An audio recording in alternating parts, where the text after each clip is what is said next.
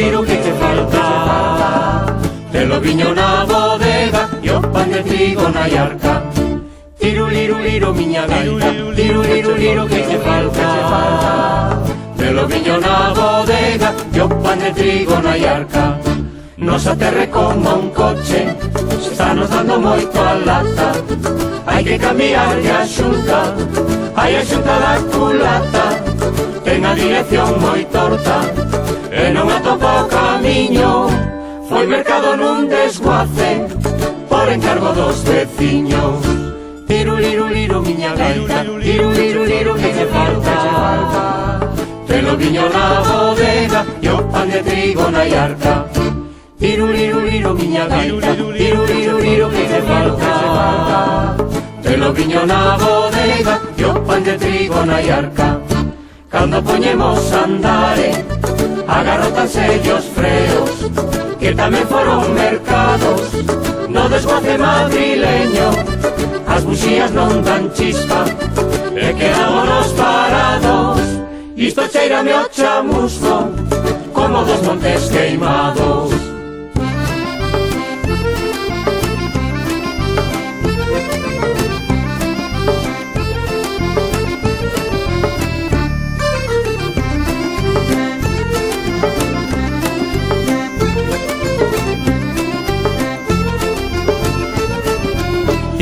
Liru miña gaita, liru liru que te falta. Telo viño na bodega e o pan de trigo na iarca. Liru liru miña gaita, liru liru que te falta. Telo viño na bodega e o pan de trigo na iarca. Neste coche que non anda e tanto da que falare, xa que fomos los galegos que non quixemos mercare. Ten as rodas moi lampiñas e patina yo embrague. Este non parece o coche de vascos e catalanes. Liru liru miña gaita, liru liru que te falta. Telo viño na bodega e o pan de trigo na iarca. Liru liru miña gaita, liru liru que te falta. Telo viño na bodega e o pan de trigo na iarca. E se falamos do cambio, a pesar da garantía, non hai marcha que lle entre, nin de noite nin de día. Por derriba da ferruxe, soamente ten fachenda, que o falar non ten cancelas, que queira entender que entenda.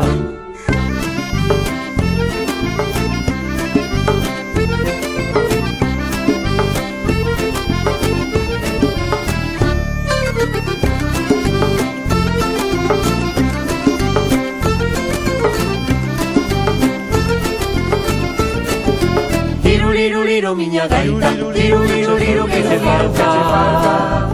Telo viño na bodega e o pan de trigo na iarca. Liru liru miña gaita, liru liru que te falta.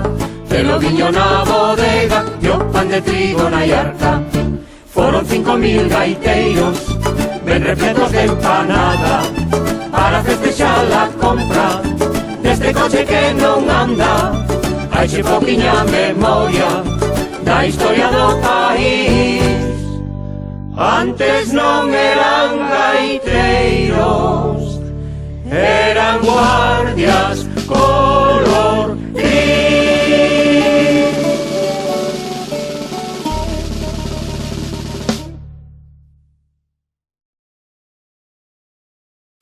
E a todos, apagamos os móviles, os ponemos en modo avión ou como querades, pero veredes como algún vai sonar. Que non sexa o meu, xa estaba nese medio.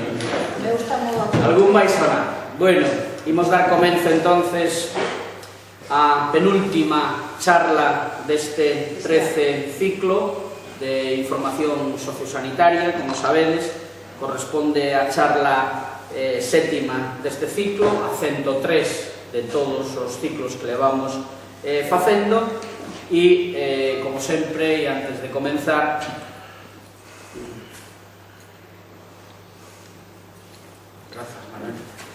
damos as gracias ao Concello de Outes, damos as grazas ao Centro Social, damos as grazas ao Centro de Saúde, a Disbismur, a Asociación de Discapacitados da Bisbarra de Muros, que nos dá o detalle que despois te vas a levar, que é a Ponte do Rosso, despois o explicamos, e o fan eles, ali, por iso é arte puro, porque non hai outro como ese. Hai moitos parecidos, pero como ese, ningún. A Asociación Cultural Terra de Outes nos fai o panel, e aquí Vicente, que xa nos está grabando, e como sempre estamos na nube, para quen o quera, despois no Facebook de Terra de Outes está posta a ponencia, por si queredes volver a mirala. A Xerencia de Xestión Integrada de Compostela, que nos dá o visto bo, e a Sociedade Galega de Xerontoloxía e Xeriatría. A charla de hoxe, era unha charla, vamos a poñelo, comprometida, era unha charla complexa, unha charla que ten moitas connotacións e que, eu, como pasa sempre con isto, canto máis miras para saber de que vai a charla, máis te das conta de que non tens nin idea de que pasa con este tema, non? Porque a verdad, me enterei de que a lei galega é do 2007, a española, a estatal é do 2004, pero é do 2007 e falaremos despois deso, non me vou a meter en ese tema. Para falarnos deste tema tan, eu creo que valiente, pero insisto, veremos o que dá de si a charla. Teremos o coloquio, como sempre, unha vez que rematemos. Pois temos a doutora Carmen Varela Donoso, ela é daqui ao lado, é de Osón, e como estaba posta a charla para o día de ir a tomar o pulpo a Noia, que nos coincidía co día que somos así de listos, 5 persoas miramos isto, e puxemos o día de San Marcos, e puxemos o día da Ascensión en Compostela para a clausura. Somos así inteligentes, non había máis días en todos os meses, entón tuvemos que cambiar esas datas. Hoxe facemos o día 11, non o último xoves, que coincidía con isto, e a próxima se fará o día 23 para clausurar co Dr. Carracedo. Entón, Carmen Varela decía, médica especialista de urxencias do CHUS, hasta aí moi pouquiño tempo foi a coordinadora de algo tan importante no hospital como é o servicio de urxencias. Que o servicio de urxencias funcione ou non funcione depende, primeiro como coordinadora de xente como Carmen e despois como médica que traballa ali desde hai moitos anos, pois contará tamén as súas experiencias. Pero hoxe nos ocupa o tema de violencia de xénero. Eu, sin máis, e dándovos as grazas a todos e a todos, os deixo con Carmen. Abaixo para adiante, de arriba para atrás. Bueno, pues moitas gracias por invitarme. Eu chamome Carmen Varela, como dixo José. Dios está aquí na parte blanca porque cambiou un pouco o color das diapositivas e a localización de algunas cousas, pero bueno, vamos a falar de violencia de xénero, sí, que é un tema que convén actualizar de vez en cando para que a xente vai tendo cada vez máis idea do que é isto, non? Non se trata dun problema policial nin dun problema judicial. Isto convén repetilo, reflexionar sobre elo, porque nestes tempos en que hai incluso grupos políticos que incluso van ter representación parlamentaria que precisamente van a por isto, van a pola lei de violencia de xénero, convén recordar que a violencia de xénero non é o que estamos acostumados a ver na televisión, os asasinatos, as grandes agresións, as cousas que se ven. É un mundo oculto, de maltrato que non se ve, que está dentro das familias, que permanece oculto durante moitos anos e que menoscaba a saúde das mulleres que a padecen. Entón, a Organización Mundial da Saúde sitúa a violencia de xénero como un determinante de saúde. Que é un determinante de saúde? Un determinante de saúde é algo nas condicións nas que viven as persoas ou traballan as persoas que lle pode causar mala saúde ou deterioro psíquico, físico, minusvalías, incluso a morte. Ese é un determinante de saúde. E a uns di que o xénero é un determinante de saúde, que é un problema político, porque é un problema de discriminación, de que unha persoa, polo feito de ser muller, vai ter consecuencias na súa saúde diferentes dunha persoa que nace home na nosa sociedade, e polo tanto é discriminatorio e injusto. Son diferencias injustas que non deberían ocurrir. E a OMS convoca a debate destes temas e insta aos gobernos a actuar para tratar de solapar ou de compensar que estas diferencias de xénero entre un home e unha muller non sexan inxustas para como determinantes de saúde nas mulleres. Entón, agora estamos un pouco moderno isto porque hai partidos políticos que o traen, non é? Tens que enfocar, non, mira. O cañón. No, este chisme. Bueno, podemos lle dar a tecla. Será Me parece que vas a tener que darle la tecla porque esto funciona cuando le da la gana. Mira, ahora sí funciona. Bueno, si non te tocamos a nada. Esta é a lei principal española que é do 2004. Nesta lei, que é a Lei de Medidas de Protección Integral contra a Violencia de Xénero, se establecen a definición, se establece que os homes que maltratan as súas mulleres é porque aprenderon a facelos desde pequenos na nosa sociedade porque consideran que as súas mulleres, as que maltratan, como carentes de todos os dereitos fundamentais das persoas en canto a liberdade, capacidade de decisión ou de manexar os seus medios económicos, establece as medidas judiciais, todo o articulado o que se van a acoller os agresores que se xulguen por esta lei. No 2007, aquí, no 2007 hai esta outra lei española, estatal tamén, para a igualdade efectiva de homes e de mulleres. Nesta lei, que é máis concreta, que establece con as políticas de saúde concretas mediante as cales se vai a compensar esta desigualdade, falase no artigo 27 xa do xénero femenino como un condicionante de saúde, de mala saúde para as mulleres, polo feito de ser mulleres. Insta aos diferentes estamentos, gobernos municipais, autonómicos e tal, a legislar e a facer protocolos para tratar de compensar estas diferencias.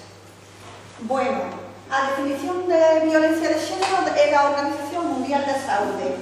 Estaba aquí abaixo, en unha asamblea do ano 93, no artigo número 1 de unha asamblea precisamente dedicada á violencia de xénero, e que digo que as diapositivas cambiaron, teño aquí posto abaixo, igual desde aquí non se ve. Bueno, é todo acto de violencia baseado na pertenza ao sexo femenino da víctima, nada máis que eso, vale?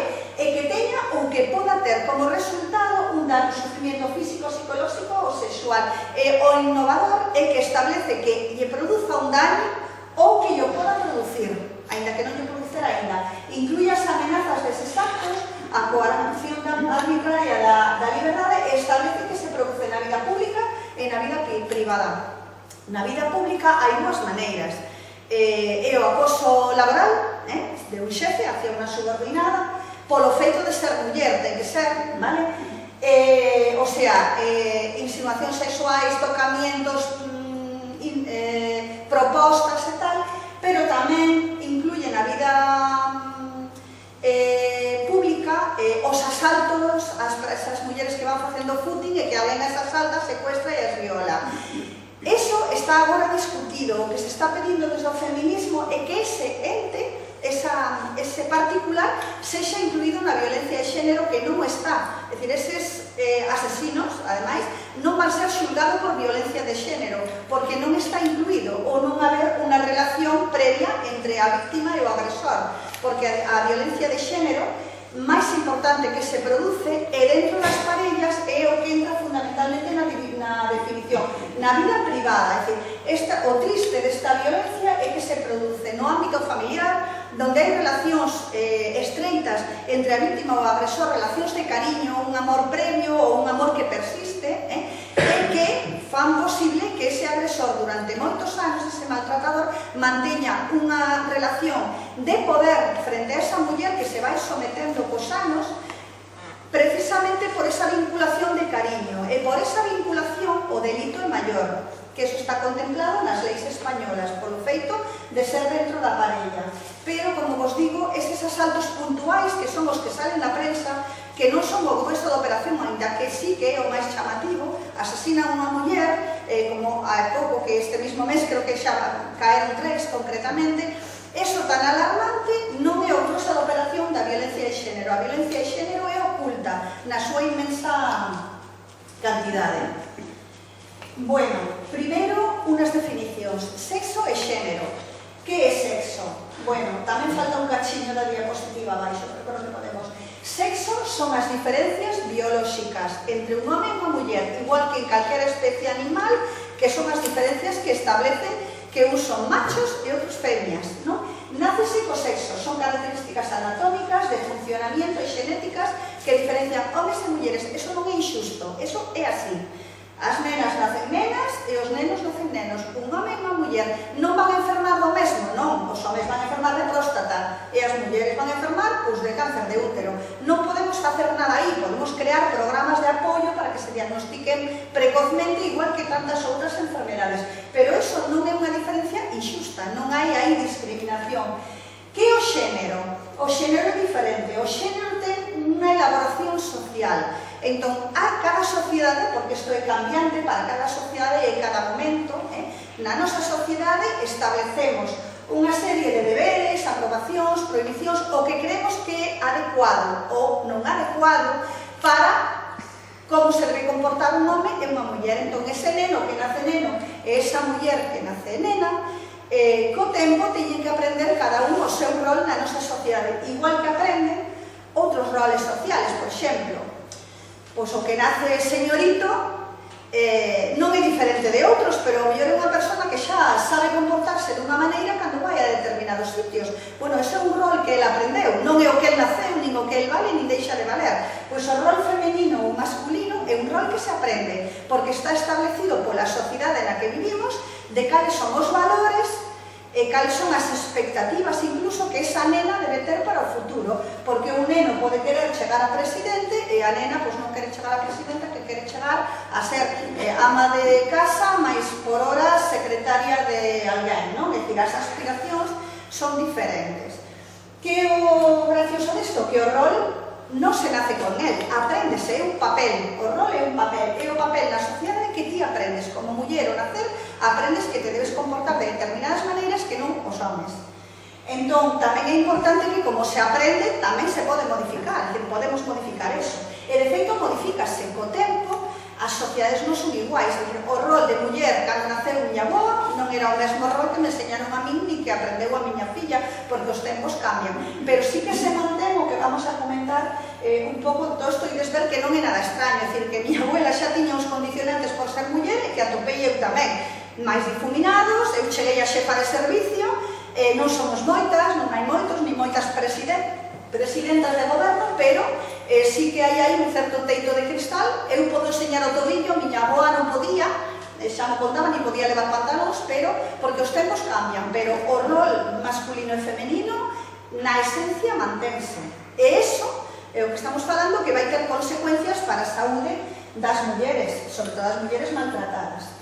O xénero é un termo que se acuñou no ano 53 por un antropólogo que creo que se chamaba John Monell, porque veu que isto era útil, este término, para falar de como hai diferencias entre unhas persoas ou outras polo papel que lles asigna a sociedade na que viven por ser nacidos homes ou mulleres.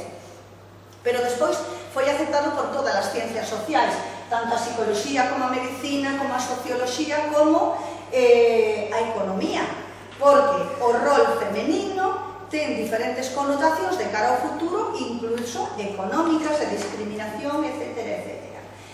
Despois, nunha asamblea da ONU nunha xornada das Nacións Unidas sobre a sexualidade humana, no ano creo que 74, decideuse entre todos os países utilizar o termo sexo exclusivamente para cando se fala no plano biolóxico. Entón, xénero é un rol un papel que se elabora socialmente e que se lle asigna a unha persona por nacer home ou nacer muller.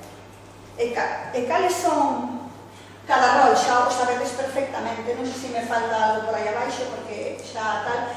Aos nenos asignase un rol activo, forte, racional, tal, superior fronte á muller, sí que falta algo. Se lles enseña a ser a ter un rol ou un papel fora da casa, de poder e de posibilidade de chegar a algo fora da casa.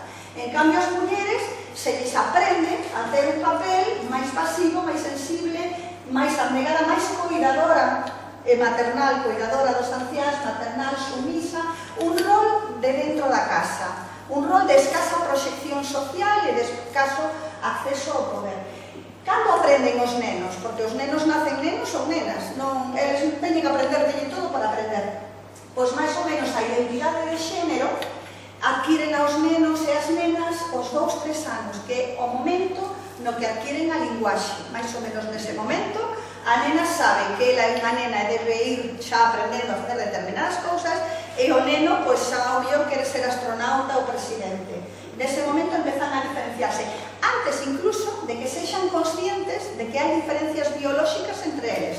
Antes de que o neno se dé conta que ele ten un pene e as que non son nenos teñen outro tipo de aparato, eles xa empezan a diferenciar o seu rol de xénero nesta sociedade.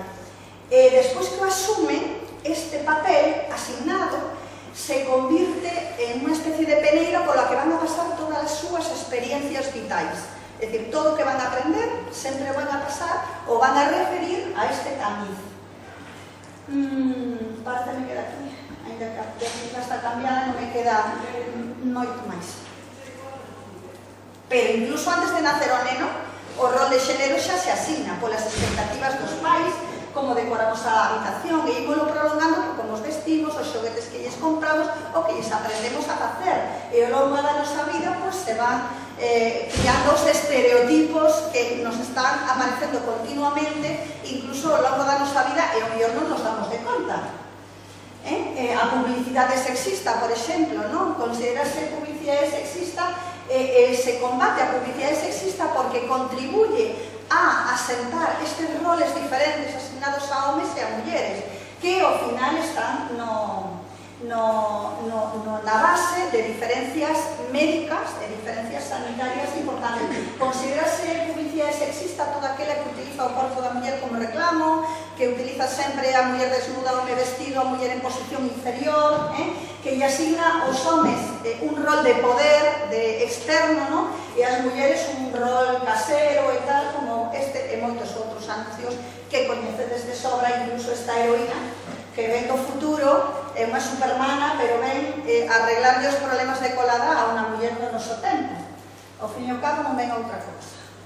Bueno, daqueles vídeos, veñen os textos, é dicir, o feito de educar os nenos e as nenas en diferentes posibilidades, en diferentes roles que, ao fin e ao cabo, van a minar as súas expectativas ou van a variar as súas expectativas na vida, fai que os homes, algúns homes, se pasen de rosca aprendendo ese rol de superioridade e, ao final, aparece a violencia de xénero. As súas causas son isto, a diferencia entre homes e mulleres establecidas socialmente, que non son persoas diferentes, pero está establecido un rol diferente e, por suposto, unha certa violencia como método de resolver conflictos, non precisamente entre os machos alfas. A ver, creo que non estou... Bueno, aquí falta un cachiño.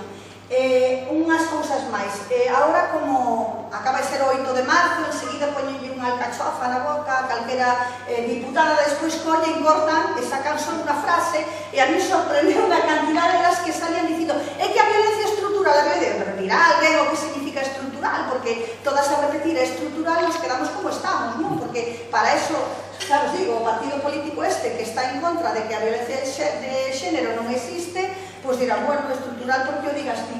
Estrutural quere decir que a violencia de xénero non é a consecuencia dunha serie de individuos patolóxicamente afectados que teñen un trastorno do carácter ou da personalidade que os convirten agresivos, en delincuentes, non. A violencia de xénero basease e parte deses lazos estruturais da nosa cultura que establece roles diferentes, que establece o rol de dominio para os homes e o rol de tragar con todo, incluída a violencia para as mulleres. E instrumental significa que a violencia de xénero non é un fin en si mesma, é un instrumento que utiliza o maltratador porque no seu proceso de socialización e de aprendizaxe do seu rol aprendeu que a violencia é a mellor maneira de dominar a unha muller que non se deixa. Entón utiliza eso. O factor de risco único para sufrir violencia de xénero, o único que aceptamos e o único que acepta a Organización Mundial da Saúde, é ser muller, non hai outro. Analizarse moitas cousas, por exemplo, o alcoholismo. Bueno, pois, que os homes homes estes son alcohólicos na súa maioría. Bueno, moitos homes maltratadores son alcohólicos, pero moitos alcohólicos non son maltratadores, e moitos, é dicir, moitas veces non ten relación. O que si o home é un maltratador e bebe, e bebe moito, sí que a tendencia a ter arranques máis violentos é unha cousa que se deduce habilmente, pero non é a causa nin a consecuencia. A causa da violencia de xénero está que ese señor se cree superior a súa muller e se cree con capacidade de cortarlle as alas, as expectativas e as capacidades de decisión. Tamén se analizou o feito de que as mulleres estas son mulleres con trastorno da personalidade dependente, que xa elas se enganchan enseguida do home, que non teñen capacidade de decisión, son débiles e tal. Tampouco non é certo. Moitas mulleres sí que acaban así na drogodependencia, no alcoholismo, pero como consecuencia do síndrome da muller maltratada, que despois vamos a chegar a ele. Tamén se fala de que os fillos que viviron nun ambiente onde os seus pais mantiñan unha relación de maltrato aprenderon a ser maltratadores e serán maltratadores no futuro. Non é certo.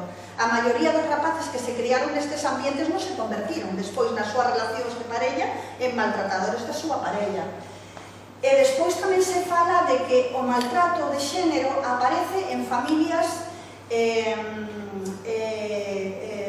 de clase inferior, de menos acceso á economía, marxinais e tal. Tampouco non é certo. Dase en todas as clases sociais, suizas, médicas, abogadas, alcaldesas, é dicir, calquera persona polo feito de ser muller que viva na nosa sociedade, pois é susceptible de ter unha relación de maltrato ca súa parella.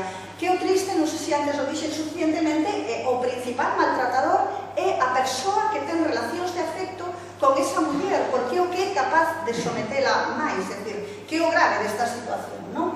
Ainda que non haya convivencia, é dicir, incluso exparellas, é dicir, despois de rota a relación, a exparella sempre volve, e moitas veces tendes visto no periódico que esas mulleres volven a acoller o seu marido, despois que a lei o botou fora da casa, elas volven a acollelo, porque están nunha relación de dependencia establecida tras moitos anos de sometimento. Bueno, que tipos de violencia pode exercer o maltratador? Todas estas. A psicolóxica sempre. A violencia psicolóxica pode ser o único tipo de violencia. As demais pode habelas ou non, pero sempre que haya calquera outra psicolóxica hai, é dicir, o maltratador primeiro empeza socavando e minando a autoestima da muller, cortándolle a capacidade de decisión, pois a veces con xestos ou a veces tontamente, é dicir, pois convencendo de que non vale nada, convencendo de que todo fai mal, de que ela non é capaz se non estuvera él, e ao final, despois de moitos anos, pois estas mulleres acaban coa autoestima polo chan e acaban moi dependentes de esa persona que as maltrata. A violencia física son os golpes e esas cousas que salen no periódico e que todos vemos cando se producen. A violencia sexual é a violación e os tocamentos non consentidos, incluso dentro do matrimonio están recollidos en unha lei. E a violencia material é cortar a esa muller o acceso aos recursos, as contas bancarias ou controlarlle as mensaxes de móvil. Hoxe en día, as nenas como primeiro quizáis empezan a caer polas charlas do instituto e cando teñen un noviete controlador de a quen chama a quen non chama, non? Estas son as primeiras sinais do maltrato. Bueno, pois sempre hai unha foto destas nas charlas de violencia de xénero, porque xa sabedes que a violencia de xénero é como un iceberg. A puntiña de todo é o único que se ve, pero debaixo do mar hai unha masa moi grande de xeo na que incluye unha cousa que está oculta, que esas relacións que hai dentro da propia familia, dentro da casa, que ninguén ve, e que cando empeza a dar sinais de vida cara ao exterior leva xa moitos anos de evolución e xa ten a consecuencia de ter unha muller moi dependente de cada decisión que tome a súa parella. Aí está a foto tamén moi bonita en internet para que se vexa, decir, o asasinato está no vértice de todo, eso vémolo todo, eso xa sale no periódico, vale? Eso parece ser que é o que últimamente importa para sacar na prensa, pero despois hai unha serie de cousas que podemos ver, non? Por riba do nivel do mar está a amenazar os abusos sexuais, agresións físicas, gritos, insultos, se os vemos, pero debaixo da man está todo eso que non se ve, humillar a muller, despreciala, culpabilizada, porque ao final esa muller culpabilízase a si mesma de por que chegou un tal porque non tiña cena feita, ao final culpabilízase a si mesma, infravalorar, ignorar, todo o que leve a menoscabar a súa autoestima, pero que na punta de baixo hai cousas que encima son tan sutis que o mellor nin vemos, como por exemplo a publicidade sexista, si cadra non nos enteramos, o que se chaman agora micromachismos, que non sei se son micromachismos ou máis tonterías e tal, pequenas diferencias, pero que ao final teñen tanta importancia como o demais, porque de forma oculta están aí na nosa sociedade cambiándoa. É un problema frecuente, pero non temos datos de frecuencia. É moi raro porque as mulleres que sufren este tipo de violencia é moi raro que denuncien. Isto mantense durante moitos anos dentro da parella e sin dar sinais cara fora. Moitas veces as propias amistades, irmáns, nai, os compañeros do traballo non se dan de conta. De feito, incluso nas mulleres asasinadas, vedes que salen no periódico sempre os veciños dicindo que era unha parella perfecta, aquí non se notaba nada, eran, vamos, levábanse fenomenal, ninguén sabía o que había aí dentro. O primeiro dato xa o poño eu, xa non ten ninguna estadística. Este mes levamos 16 mulleres asasinadas, só había denunciado unha das 16 deste ano, Se calcula que se lo denuncia un 10% dos casos. Estos son cálculos máis ben americanos, porque teñen outra maneira de facer estadísticas, e menos dun 2% das denuncias fan as persoas cercanas. É dicir, estas mulleres están moi solas, denuncian poucas, aguantan moitísimas, pero é que encima os familiares, cando se dan de conta, danse de conta moi poucos familiares. Porque isto permanece oculto, non? As mulleres costalle moito asumir que están nunha relación dese tipo tan vergoñenta como que na súa propia casa as están menoscabando, facendo de menos, o sea, que están quitando casi de falar. Costalle moito asumir isto e mantéñeno oculto de cara a fora. Despois vamos a ver os mecanismos defensivos que utilizan as mulleres, que ao final son os que acaban rebaixando a súa autoestima e o seu poder de salir desta relación. Como a mitad delas consumen ansiolíticos e antidepresivos, porque realmente acaban en depresión. Unha terceira parte deles toman analxésicos porque teñen dolores varios, pero mirade, un 82% das mulleres que sufren violencia de xénero e ninguén se entera, consultou no seu centro de saúde no último ano máis de 10 veces. Estas mulleres están caladas, pero están pedindo axuda. Estamos nós que non somos capaces de verlo, pero elas están indo ao médico. Elas van un 30% máis ao médico que o resto. Vamos a ver o síndrome da muller maltratada para que vexades os motivos de consulta que teñen estas mulleres, e se isto non o vemos, porque non temos que ser só os profesionais sanitarios, os profesionais dos servicios sociais, das asociacións, non, é que creo que calquera persona da población ten que coñecer isto e mirar no seu entorno. Pode haber alguén que entre dentro disto? É que seguramente sí. É que seguramente temos, porque é un problema moi frecuente.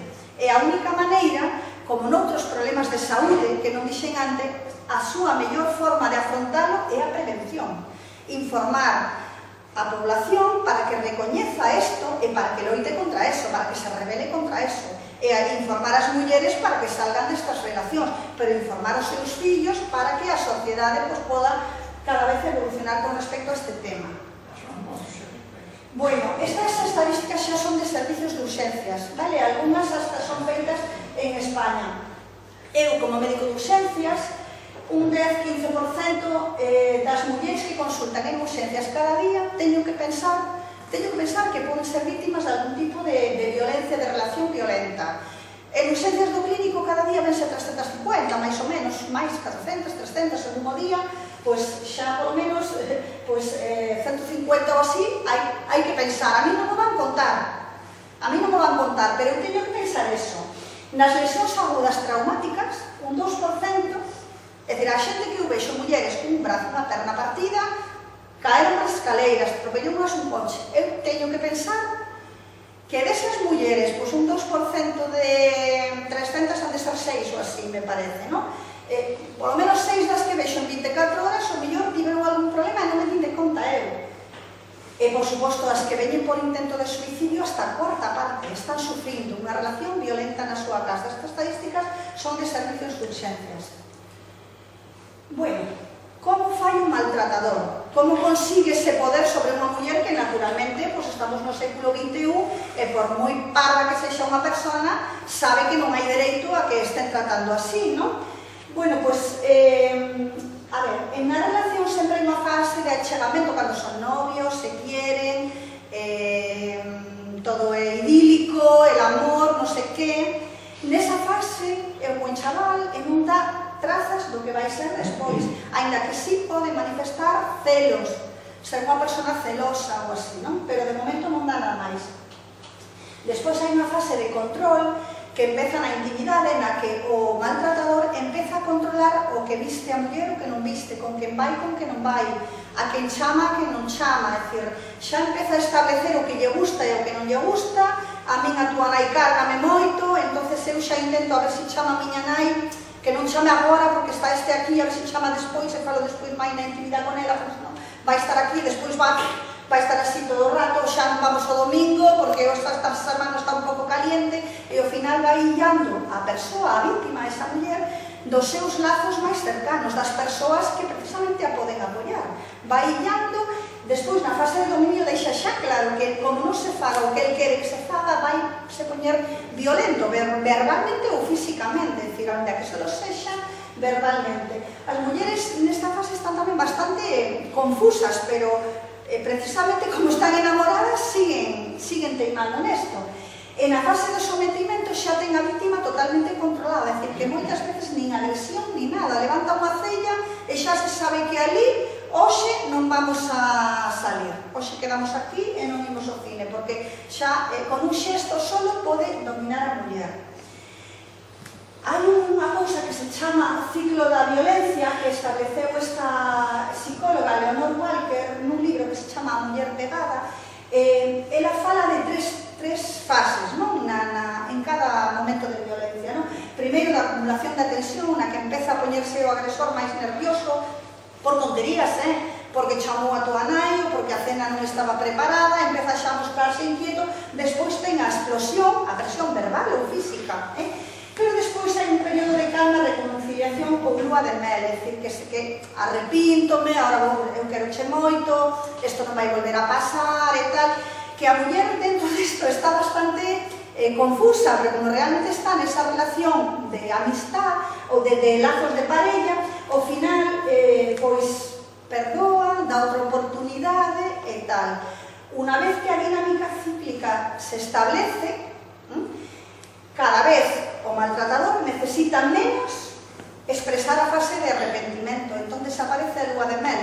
Ao final xa é a relación solo de que eu quero e o que ti vas facer, nada máis, non? Entón, isto soportado durante anos e anos e anos, porque isto é algo que a muller lle dá vergoña, que a muller lle costa moito recoñecer e ir buscar axuda, porque en teoría fixo unha boda estupenda e agora resulta que está vivindo con un tío que infravalora, que lle ten autoestima socavada, que impide que ela se promocione profesionalmente, que non quere que salga, que só que quere que este na casa, que quere que estén as cousas como el quere, e isto dá vergonza recoñecelo, non? Diante da xente. Ao final, pois disculpan e tal, pero entran en esta relación, pero non salen dela, nin utilizan medios para tal. E ao largo de moitos anos soportando isto, entran en depresión e están totalmente desfeitas, incluso encamadas, e os fillos contan, a miña nai xa non sale da cama, a miña nai sempre está mal, ahora vamos a ver de que está mal, vou decir a continuación do que está mal. E isto temos que estar os profesionais sanitarios pendentes de como debemos ver a estas mulleres para detectalas e para poñelas en vías de solución, pero creo que todo o mundo pode axudar, porque isto é algo que todos temos que mirar ao noso alrededor, e seguro que temos casos. Bueno, pois a muller, para poder sobrevivir e poder estar tranquila, que fai? Evita o contacto co agresor. Pois se se levanta temprano, eu levántome antes, xa marcho polo pan, así cando marcho do traballo non estou na casa. Evita situacións que provocan o maltratador. Por exemplo, hoxe os nenos viñeron nun humor, bueno, a ver se os aturo pronto para que estén na cama cando chegue, porque senón xa como empecen a berrar e tal, xa teño que oírlo. Justifícao. É que veo borracho. É que cando sale con fulanito sempre... É que fulanito pon o fatal. É que sempre que sale ademais tuvo un mal día, tuvo unha bronca co xefe e xa estamos con isto, non? E minimizar os feitos, non? Se ao final, en realidad me pego un empujón, fun eu a que caín e tal, é dicir, sempre autoculpabilizarse, incluso xa ten unha interpretación da realidade totalmente torera e incluso disociación cognitiva, e entran progresivamente nun estado de indefensión que aprenden ese estado de arreglar os seus problemas maquillándoos, pero ao final eso vai deixando todo o rescoldo nela, non? E entramos no síndrome da muller maltratada. Entón, esta experiencia de abuso continuo e debilitante va menoscabando a súa capacidade como persoa de expresarse libremente e causalle trastornos psicolóxicos primeiro, pero de todo tipo tamén. Provoca a longo plazo secuelas físicas, psicolóxicas e sociais tamén, que vamos a ver agora na muller. Tamén nos seus fillos que viven nese fogar van a sufrir este síndrome tamén de muller maltratada e van a ter consecuencias a longo plazo na súa vida, e tamén as persoas maiores, dependentes, que vivan no fogar, que non teñan maneira de salir por aí a traballar ou o que sea. Esas persoas tamén van a sufrir as consecuencias deste maltratador. Non é solo, bueno, recordar que se dá en todas as culturas, en todas as persoas e todos os niveis, non penséis que por ter máis posibles, o que sí que me olvidei antes que decir, non hai un factor de risco salvo ser muller, ni alcoholismo, ni estrato social, ni nada, pero sí que hai factores protectores. Cando a muller ten poder fora da relación, ten poder fora ou ten, sobre todo, ten económicamente a súa liberdade, é menos probable que sexa unha muller maltratada. Non é imposible, ainda así é posible, porque depende do macho alfa que lle tocara, pero ten menos capacidade, ten menos probabilidade. E cando a muller ten unha rede de apoio suficiente, se non son amigos, son familia ou compañeiros de traballo que a poden apoiar, é menos probable que sufra malos tratos, pero non é imposible, non?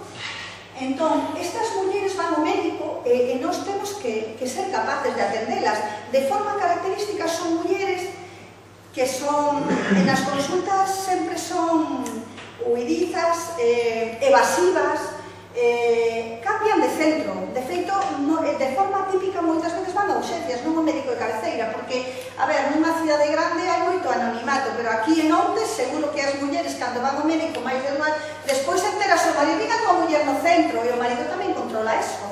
Fuches ao centro, a que fuches? Non irías polo golpe do outro día, que menuda carallada, é dicir, estas mulleres buscan axuda médica. Como vedes, xa vos dixen que un 80% van ao médico hasta 10 veces no ano, pero non van nunca dicindo, o mellor sí, o mellor van por un golpe, o mellor van por un dolor abdominal, pero non dá, é dicir, hai que sospeitalo, hai que estar pendientes de cando temos unha muller destas, porque pode ser en calquera momento, porque é un tema moi oculto, elas non se manifestan de forma típica, van a distintos dispositivos, van a Outes, van a urxencias a Santiago, despois van a tal, sempre en horario que poden non coincidir co seu home, ainda que a veces coinciden. Son mulleres que, ao mellor, cando miras o seu historial, van moito ao médico e van a distintos sitios, e de forma típica tamén, ao mellor tiveron embarazos non controlados, non seguiron o control que debe ter unha muller embarazada cando ao xinecólogo, as veces que ten que ir, ou a matrona, teñen un mal control obstétrico, e igual para outros problemas, non? Con frecuencia caen no alcoholismo ou son consumidoras de alcohol como consecuencia, non como causa, ou outras drogas, non? Bueno, acordarnos sempre que as consecuencias que vou dar para a muller son importantes, van a afectar a súa vida a largo plazo, pero acordarnos tamén de sempre os fillos e as persoas maiores que vivan no mesmo lugar. Bueno, este síndrome da muller maltratada, que vemos nela? Bueno, outra cousa, cando veñen co marido, en xeral o marido no médico mostrase moi protector, moi cariñoso, moita carantoña e tal, pero non quita ollo, e ademais, cando a muller contesta o que lle preguntamos, que sempre contesta con evasivas, sempre ten unha tendencia a mirar se lle parece ben o que contestou. É dicir, sempre está pendente do outro. Cando lle manda salir, non quere salir o marido. Digo marido porque é o máis frecuente, pero pode ser parella de feito e exparella tamén. Bueno, pues estas mulleres consultan por aspectos, por exemplo, físicos. E os sanitarios somos moi dados a ocuparnos desto. É dicir, a saúde destas mulleres non se deteriora solamente polos traumatismos físicos, un día parte o nariz, outro unha costilla, non sei que. Non é só eso non é o que deteriora a saúde das mulleres, é todo o demais que vos vou contar detrás. Son mulleres que de forma frecuente romperon cousas. É dicir, teñen moitas asistencias, unha porque cae, que lle pasou, é que eu caigo moito. Son moi torpe, eu caigo moito. Moitas veces consultan por un chichón aquí, e caen polas escaleiras, porque engachouse na zapatilla, pero hai 3 meses estuvo por unha fractura de costilla, e tamén foi por outra cousa, non? E ás veces, se sacas a roupa, cosa que non lles gusta, teñen distintos hematomas que se ve que non son dese día, que un ten unha semana, outro é máis vello, outro é unha cicatriz de algo que tuvo aí, e sempre a excusa, é que eu caigo moito. Eu son moi torpe, eu caigo. E son os golpes físicos, pero tamén físicamente consultan por dolores crónicos, por esa depresión crónica, acaban tendo cansanzo, dor de cabeza, dor dun oso, dor de outro oso, insomnio, palpitacións, angustia, e todo viven unha situación de angustia. O síndrome da muller maltratada é igual que un síndrome de estrés postraumático, dunha muller que vive secuestrada nesta relación e manifiesta de moitas maneiras. Bueno, por problemas sexuais tamén, embarazos non controlados, e por todas estas cousas, e tamén moitas veces, como vos digo, chegan ao encamamento, é dicir, os fillos acusan, é dicir, a miña nai está sempre na cama. Mais cousas. Psicolóxicamente son mulleres con baixa autoestima, que teñen ansiedade, depresión, insomnio, tamén diximos, desequilibrio emocional, de repente saltan cando non teñen que saltar, ou con moita frecuencia, xa vos digo, son adictas ao alcohol, con moita frecuencia non, pero son máis que as mulleres que non son maltratadas, poden ter adiccións ao alcohol ou outras sustancias, os ansiolíticos tamén. Tamén con frecuencia ideas de suicidio e máis suicidas, xa vos digo que consultas por suicidio, un 25%, a cuarta parte das persoas que acuden unha noite de ausencias con unha tentativa suicida, a cuarta parte das mulleres poden ter unha relación de maltrato, a cuarta parte son maltratadas, sempre hai que consultar un psiquiatra, non só polo suicidio, sino porque esas mulleres que hai que mirar un pouco máis ali. Solen ter sentimientos de culpa e medo, sobre todo moito medo ás consecuencias de denunciar, que pode ser perder os fillos, quedar sin recursos, porque dependen económicamente do maltratador. E isto fai que sexa moi difícil que enfronten o problema, que, como vos digo, se desenrola durante moitos anos, antes de ser detectado fora, nin nós, nin a población xeral, que temos que estar todos moi atentos para detectar estas situacións a tempo de poder axudar a esa muller a salir da relación violenta. Laboralmente son con frecuencia mulleres que faltan ao traballo, que teñen menor rendimento, son menos hábiles e, por suposto, non ascienden. Sempre hai alguén que as supera, porque elas están deixadas e xa non, laboralmente tampouco non teñen escasa promoción e con frecuencia teñen accidentes laborais, porque están pendientes de moitas cousas, viven na ansiedade permanente. Bueno, o dos fillos e tal xa os poño aí porque sempre é importante. E socialmente son mulleres menos participativas, por eso non están, ao mellor, donde estamos todos e non as vemos, con risco de pobreza e risco de exclusión social.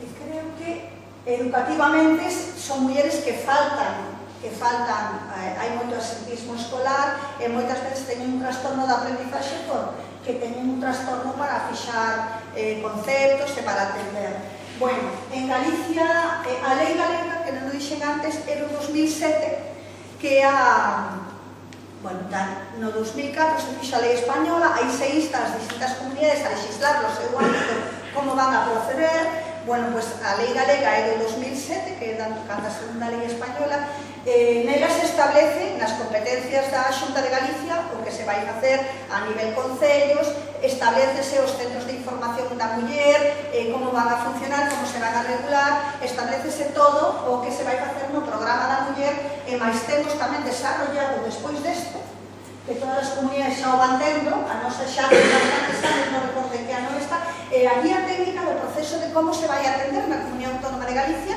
as mulleres maltratadas. Todo desenrolo, como debemos os sanitarios proceder, como debemos identificalas, ainda que non veñan como solen estar, como as podemos ver, onde as temos que mandar, como debe actuar traballo social e todo eso. Problema que veo a crisis económica e o plan da muller quedou parado porque todo isto necesita dotación económica, que son os chiringuitos onde quere ir determinado partido político e outros tamén, que polo visto todo isto non é importante, pero decídeme se estou falando de asesinatos, que hai suficiente legislación española e de todas partes para xulgar e meter no cárcere as persoas delincuentes, pero aquí estamos falando de outra cousa, estamos falando de saúde, estamos falando de injusticia e discriminación polo feito de ser mulleres, estamos falando de que a Organización Mundial da Saúde considera o xénero como un condicionante de saúde, polo tanto, as políticas de sanidade deben ir encauzadas tamén a resolver este problema con prevención e as persoas que xa non é posible previr porque xa están nunha situación de maltrato, conseguirles as salidas e os medios para que permanezcan fora, porque non hai coller unha muller e dicirte, ora, te divorcias, te vas para aí, e que fago? Pois hai que darlle medios para que poda manterse fora desa relación cando ha tomado a decisión. Sí que tenemos que ser respetuosos, é dicir, a muller pode non querer denunciar, non estamos obligados a denunciar se vemos unha lesión importante do xuez. Ás veces hai que ter cuidado porque o feito de denunciar e que chegue unha citación xudicial pode incrementar, pode facer saltar o maltratador e pode ser un risco para esa muller se o mellor ata ese momento non chegou a lesións físicas, pode chegar. Hai que ter moita man esquerda, non?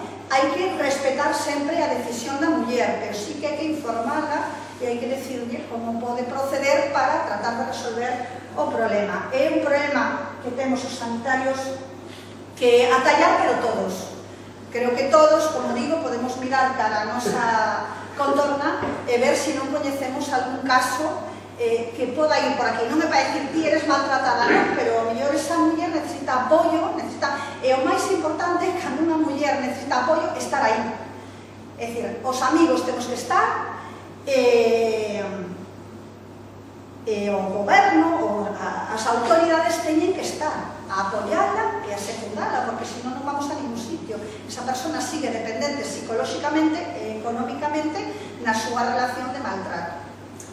E, bueno, non sei se me disparé moito porque falo moi rápido e ás veces non se me entende, pero isto é un pouco... Pero creo que podemos, como... entre todos podemos, pero temos que ser todos. Muy bien.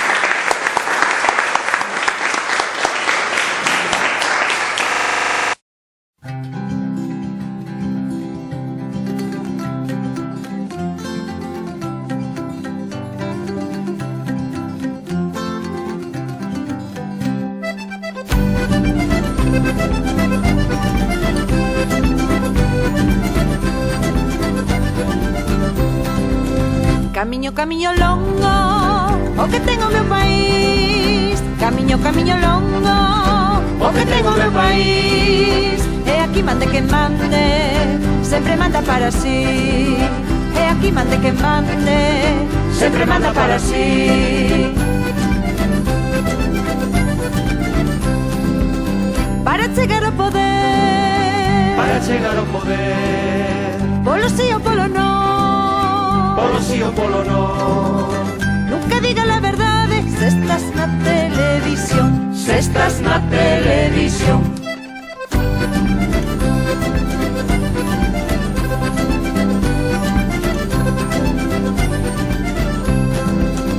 o país vai ben ou mal. O país vai ben ou mal. Que dixera Calderón, Que dixera Calderón. según o xornal que leas, según que televisión, Según que televisión.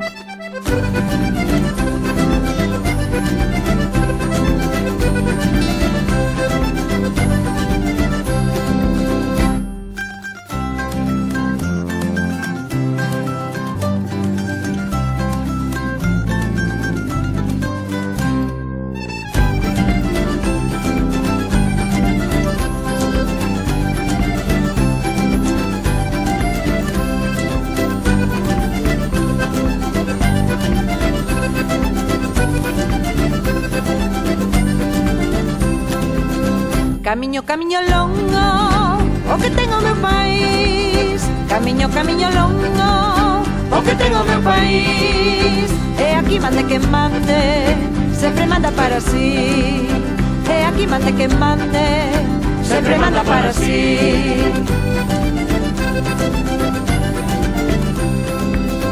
conselleiros e ministros, conselleiros e ministros, diputados de ocasión, diputados de ocasión, patriotas polos cartos, todos na televisión, todos na televisión.